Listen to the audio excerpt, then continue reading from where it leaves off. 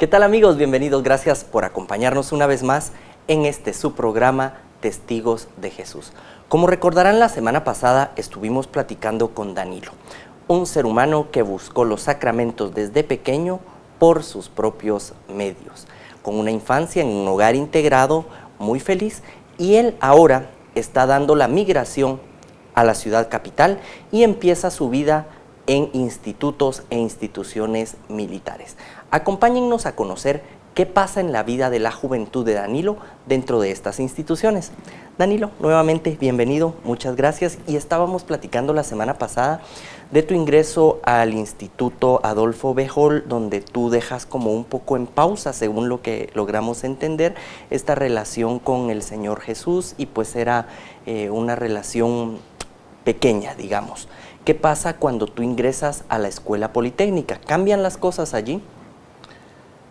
Gracias nuevamente por escucharnos.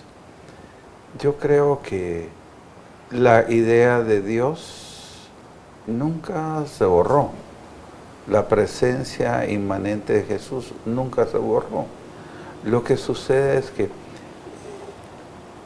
el joven en los ideales y te propone valores hermosos en estas instituciones. Siempre me recuerdo que en el patio central de la escuela politécnica había un pergamino, pero cuando digo pergamino decía: aquí se preparan los hijos predilectos del deber, el honor y la gloria.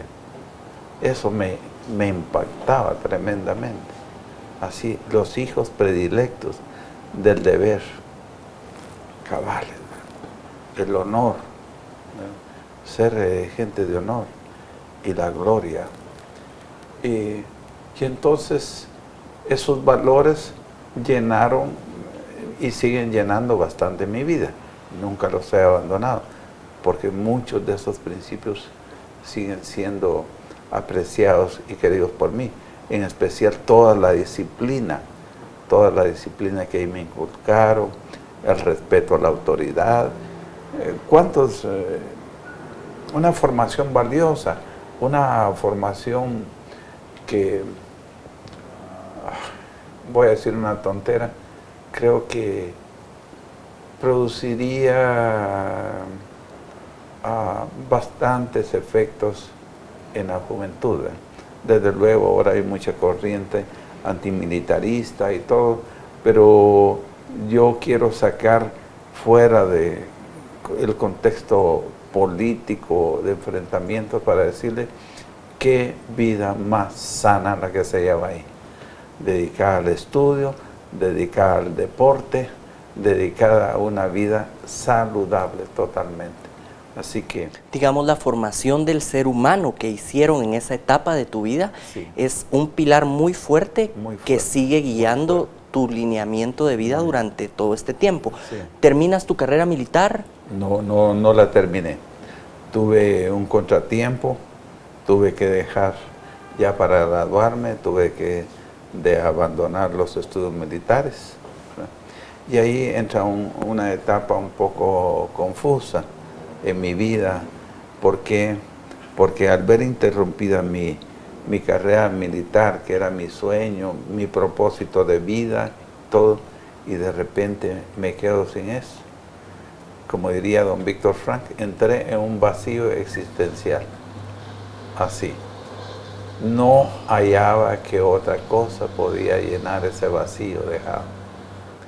Y me imagino que empezaste a experimentar y buscar algunas situaciones, personas, hechos, no sé, coméntame un poco cómo cómo buscaste llenar ese vacío. Muy bien, entonces, para llenar ese vacío, pues, una de las primeras cosas fue, oigan, no lo recomiendo. Me casé con mi esposita, que ahora está en la presencia del Señor. Imaginen, ella de 16 años y yo de 19. Y pronto vinieron 2 hijos. Pero yo seguía con una cuestión. Ella funcionó como un ancla porque verdaderamente la amaba y la sigo amando. Ya no está aquí, sino que está en la iglesia triunfante, ya no es tan militante y seguro que no pasó por la iglesia purgante. Y entonces, pero seguía yo muy inquieto. Entonces empecé a tener problemas o se me agravaron mis problemas de alcoholismo. ¿Sí? Y más adelante, una carrera de 9 años ahí con problemas de tipo alcohólico, hasta que por instancias de ella tuve que buscar ayuda y me costó, ¿verdad? Por mi formación de Oriente y quizás por mi formación militar, yo quería resolver por mis propias fuerzas. Yo quería, sin ayuda de nadie, buscar mi salida, buscar mi propia solución. Me costó mucho entender que el verdadero hombre es aquel que ya no vive solo con sus angustiosos problemas, sino que busca y acepta ayuda. ¿Cómo lograste vencer el alcoholismo? Tuve que llegar a una asociación especializada para ayudar a enfermos alcohólicos. Así es. ¿Cómo fue esa etapa de tu vida y quién te motivó? ¿O quién te llevó jalado de la oreja? Cuéntanos de esa parte. El mismo alcoholismo. El mismo alcoholismo se encarga de llevarte a buscar una salida, a buscar una solución. Y desde luego mi esposa me hizo ver, ya estás teniendo problemas, es hora que busques ayuda. Por la gracia de Dios me llegó eso, hizo eco. Y así pensando que se vencía, no, que la idea es pensando de que mi machismo estaba muy lastimado, cómo era posible que yo solo no lo podía resolver, pero aún así acepté la ayuda a regañadientes y ha sido una de las mayores y mejores decisiones de mi vida, Jonathan. Aceptar que mi esposa tenía razón, que estaba teniendo problemas con esa área de mi vida. Vamos a entrar ahora un poco a tu área familiar. ¿Cómo conociste a tu esposa? ¿Cómo enamoraste a tu esposa? Muy bien. Así yo les digo, porque con ella estábamos por cumplir las bodas de hora, ahora que le tocó partir, ¿verdad? Nos faltaron unos meses para llegar a los 50 años y 2 años de novios, 52. Y entonces siempre he considerado que era la mujer que el Señor había destinado para mi vida. Fue un encuentro así casual, ¿sí? Aquello, amor a primera vista, nos dejamos de ver, hasta que un día, yo siendo cadete, ella llegó a la visita de los jueves, pero ella iba solo acompañando a una amiguita, y entonces me vio haciendo algunos ejercicios de deportes, y dijo, a ese joven lo conozco, imagínate, y ahí empezó todo. Años más tarde entonces nos conocimos, siempre nos amamos hasta el último instante, pero quiero decirles que, ¿por qué duró? Porque de pronto, después de una etapa, si me permites hablarla, después cuando empezamos, yo empecé con ayuda para mi problema del alcoholismo y después me reincorporé, o el Señor me reincorporó a la Iglesia Católica. A partir de ese momento, no te digo que no hubo problemas, que no hubo dificultades normales, pero creo que llegamos a tener un hogar católico integrado. O sea que me imagino, estás recién saliendo de la escuela politécnica, estás con este vacío existencial, conoces a tu esposa y entonces ahí tu vida se empieza a encaminar. Todo felicidad y de una vez a servir a Jesús, ¿correcto? No, todavía no. Vamos a ver entonces. Empezaste a buscar qué cosas podían llenar tu vida. Sí, muy bien. Y entonces, ¿en dónde estuviste buscando? ¿Qué cajones estuviste hurgando? Esto necesito tratarlo con toda la delicadeza, porque yo buscaba a Dios, siempre. un buscador de Dios. Es demasiado inmenso el universo, demasiado todos los factores para que no haya un creador. Pero lo empecé a buscar a mi manera, en mis conceptos. No voy a poder mencionar los nombres de todo donde busqué, pero me empecé a introducir en la teosofía. Teosofía. Teosofía. ¿De qué estás hablando, mi estimado? Estoy hablando de filosofía sobre Dios. Así es. ¿Qué te dijo esta filosofía sobre Muy Dios? bien. La filosofía sobre Dios es que el hombre, en su búsqueda de Dios, debe construir su propio concepto de Dios. Empecé a explorar en diferentes iglesias, en diferentes corrientes, en diferentes filosofías, tratando yo de juntar todos los pedazos, ¿verdad?, que me pudieran hacer construir mi propia torre de Babel. Y empecé a investigar en algunas iglesias, en algunas corrientes, hasta un poco libros de espiritismo, libros de yoga, libros de maestros hindúes, en fin, algunos pensadores filosóficos muy fuertes. Creo que él lo puedo mencionar como Krishnamurti, en especial sus conferencias después de la Segunda Guerra Mundial. Y cuando me sentí, estaba perdido y confundido en un laberinto de conceptos, ideas. Y por aparte, mi iglesia católica, mi formación católica de acólito, se había quedado, ¿ya?, porque no me estaba acercando a la iglesia. Así que en algún momento llegó a sentirme afligido, porque me invitaban a unirme. Mi primo me quería llevar a una iglesia pentecostal de las radicales tradicionales, otros me querían llevar a corrientes neopentecostales, ahí hay cualquier variedad, otros querían que yo siguiera con mis estudios de budismo, hinduismo, en fin. Y cuando sentí, estaba confundido, no sabía a quién creerle. Así que aquí me gusta tocar una parte de aquel cuento, Alicia en el País de las Maravillas. Ahí aparece un personaje, el gato mágico.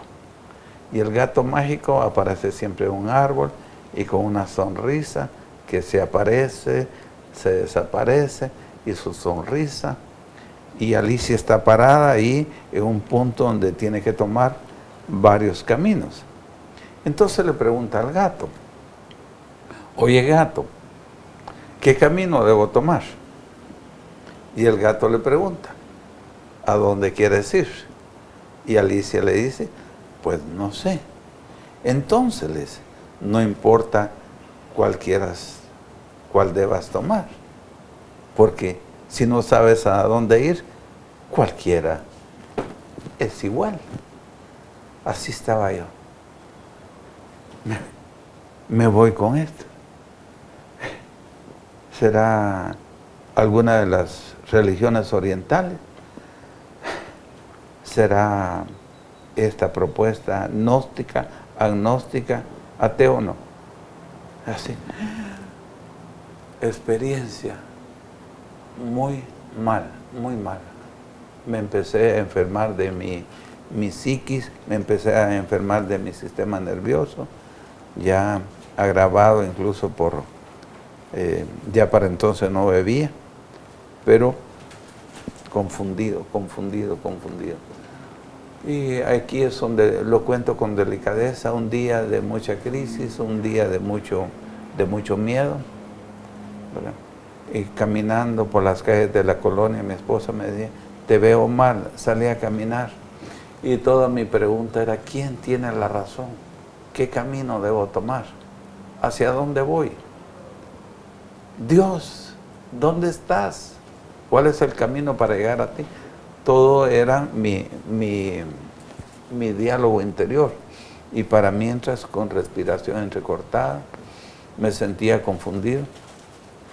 ¿Cuál era el mejor camino para llegar a Dios? Me ofrecía un abanico de posibilidades. ¿Cómo se soluciona ese entuerto, ese remolino, ese maremoto en el que estabas pasando en tu vida? En mi caso personal, y lo digo con mucha prudencia y respeto, fue la gracia del Señor Jesús. ¿Dónde habita esa gracia del Señor Jesús? Mira, yo creo que la oportunidad de Él es cuando uno llega a un fondo, a un tope. Cuando te das cuenta que has llegado a un final. Y ya con tus fuerzas, con tu soberbio, con tu orgullo, un toque más y estás acabado. Entonces, mi derrota fue la oportunidad para Él. Confundido, me recuerdo que debo haber pensado, ¿dónde estás? Y aquí es donde quiero decirle con todo cariño y respeto, es mi experiencia, no deseo que usted se sienta obligada a creerla, solo le comparto algo. Una voz interior que se llama locución. Ahora he estudiado un poquito sobre, pero ya desde el punto de vista de la teología católica, las locuciones, en especial lo que nos enseñan a través de Renovación Carismática Católica. Una voz me dijo muy suavemente y muy sugestivamente, vuelve a tu iglesia católica. Esta voz fue hace unos 39 o 40 años. Y empecé a dialogar con la voz, pero la iglesia católica, y le empecé a poner peros y todo, y que estaba retirado, no muy frecuente y todo, y la voz muy convincente, vuelve a la iglesia católica. No sabía dónde estaba, hasta que me trajo en sí el ruido de una campana. Estaba tocando la campana de la iglesita de Caminal Juyú 1, que en esa época solo era alambrado de púas, el techo de lámina y un altarcito al fondo. Iba a iniciar una misa. Y ahí pasó algo. Tembloroso, con miedo, me fui a sentar a una de las bancas. Empezó la misa y óigame lo siguiente, y esto lo voy a decir con mucha delicadeza para que comprenda, influenciado por en la universidad que estuve, y nunca he aceptado el ateísmo, ni el materialismo, ni nada de eso, pero aquella cosa que decía uno de los grandes fundadores de movimientos, la religión es el opio de los pueblos.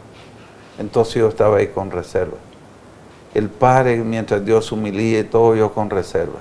Esta es religión, este es opio de los pueblos. Pero sentado ahí. Cuando salió el sacerdote, yo dije, le voy a hablar al sacerdote. Y el sacerdote, cuando terminó, le dije, Padre, quiero hablarle. Pero una forma así desafiante. Él me abrazó, me dijo, hijo, ¿qué te pasa? Ese sacerdote era el padre que está en gloria de Dios, Bartolomé Ambrosio, ¿verdad? No sé de dónde me salió, le dije, Padre, quiero confesar. Imagínate, después de tantos años.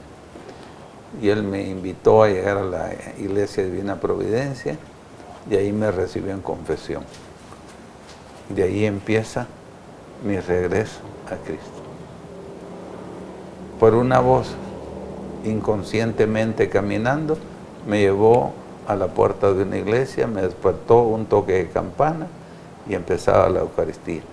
De ahí estoy para acá sentado.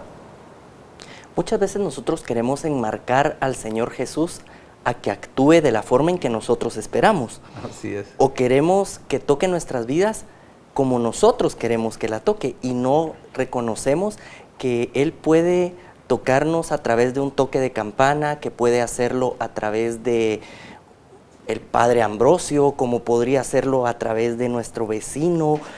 En tu caso, pues fue algo muy especial porque te llevó a una iglesia a regresar con un párroco, y qué importante que esa iglesia estaba abierta, que había misa en esa hora y que el Padre Ambrosio estaba dispuesto a dar un abrazo en el momento que lo necesitabas. Y de ahí para adelante tu vida ha sido felicidad y se fue la pena y no has sufrido nunca más y has estado sirviendo al Señor. Muchas gracias por eso. Quiero decir que el Padre Ambrosio no era el párroco, no había misas a esas horas, pero ese día es la única misa que el Padre Ambrosio fue a celebrar algo que le habían pedido y habían habilitado esa hora para que él celebrara la Eucaristía. Y a eso ahora yo le llamo las casualidades. La necesidad, mi derrota total, fue la oportunidad de Dios. Y Él había preparado el escenario de hermosos acontecimientos que iban a venir, de mi reencuentro con mi Señor Jesús y mi reencuentro con la Santa Iglesia Católica. Luego de esto, ¿sí? ¿Al cuánto tiempo volviste a ir a una iglesia? ¿A la semana? ¿Ya querías ir el domingo? ¿O esperaste, dejaste que pasara un mes? ¿Cómo funcionó? Quiero entonces manifestar. Llegué a la confesión con el Padre Ambrosio. Casi no pude confesar. Fue llorar y llorar y llorar. Y él muy, muy comprensivo y todo. Y aquí viene él. Yo le dije, Padre, ¿ha oído de un nuevo movimiento que se llama Renovación Carismática Católica? Sí, me dijo. Es bueno, excelente, me dijo. Estoy hablando de un 21 de abril del año 1972. No, perdón, 21 de abril del año 1977. Perdón, un año después del terremoto. Sí. Y me dijo, mañana, sábado, hay una celebración en el gimnasio de Don Bosco. Ahí va a haber una reunión de carismáticos. Ve ahí. Y quiero en este minuto, al día siguiente nos presentamos con mi esposita y había ahí en el gimnasio una celebración extraña, alegre, contenta, y después nos enteramos que estaban celebrando el cumpleaños del Padre Hugo Estrada, un 22 de abril de 1977. Nos recibieron muy bien y me recuerdo que al momento del Padre Nuestro nos abrazaron y otra vez esas experiencias. Supe que mi búsqueda había terminado. Bien. Hemos escuchado cómo un niño de la provincia viene a estudiar a internados de la ciudad capital, inicia una carrera militar, luego busca por diferentes denominaciones cristianas y no cristianas la búsqueda y filosóficas, la búsqueda de nuestro amado Dios, y en este momento ya tu vida se empieza a encaminar. Si ustedes quieren conocer un poco más acerca de este testimonio y saber de qué manera Dios ha hecho que este hombre empiece a dar frutos dentro de nuestra Iglesia Católica, tienen que vernos aquí en el próximo programa de Testigos. Danilo, gracias por esta segunda parte de tu testimonio y esperamos tenerte la próxima semana para que nos cuentes qué ha pasado desde ese 1976 hasta el día de hoy. Muy bien. Y concluyo con lo siguiente. ¿Fue mala toda esa experiencia? No. Ahora el Señor me permite usarla para ayudar a otros que vienen o están pasando por la misma situación. Pero no para conducirlos a mí, sino para Él, que es el único dueño y pastor de nuestras almas. Amén. Amén. Búsquenos en Facebook y también escríbanos a Testigos de Jesús. Están apareciendo las direcciones abajo de su pantalla. Nos vemos la próxima semana.